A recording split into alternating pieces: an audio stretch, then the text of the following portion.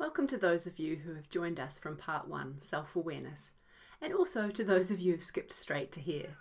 I do encourage you to go back and take a look at part 1 if you haven't already done so. It includes some very important building blocks that will make your leadership journey through this course much easier. Great, let's get started. In this lesson, we're going to introduce the topic of influence. How does it fit in our effective leadership model? What is it? And why does it matter? In part 1, we talked about our own impact. The way we are in the world has an impact on other people. The idea being that if you aren't aware of how you are and what that impact is, it's very hard, maybe even impossible, to be a truly effective leader. But it isn't enough just to be self-aware. You also have to be able to influence other people.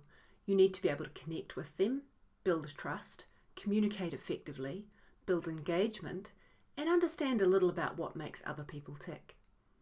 While there are some roles where you can do it all yourself, usually management isn't one of them. You need to be able to inspire people. You need to be able to help them become their best selves. And sometimes, hopefully not too often, you need to be able to correct their behaviour or approach without destroying the relationship you have. Nobody, or at least hardly anyone, comes to work to do a bad job. They don't wake up in the morning going, how can I possibly be the worst possible employee? Your job, even if they aren't particularly good at aspects of their job, is to help them actualise their desire to be effective at work and to do it in a way that they feel like they've done it themselves. Now, the challenge anytime you take one person, you, and try to influence another, your team members, is that the number of variables increases. How do you know whether it went badly because you did something poorly, or you were just having a bad day, or the other person was? In many respects, it doesn't matter. Your job is to be the very best, to do the very best job you can. Use all the knowledge and self-insight you've gathered to be the best version of yourself, and then draw on your understanding of how other people other than you work, more generally, and to keep striving to get the very best outcome for your organisation.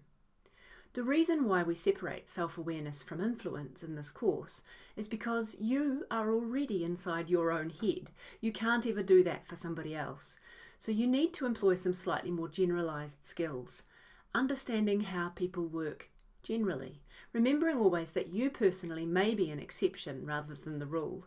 Your team members almost certainly don't think and behave in exactly the same way you do. Great, let's get started. See you in our next lesson. Other people, empathy, compassion, and curiosity.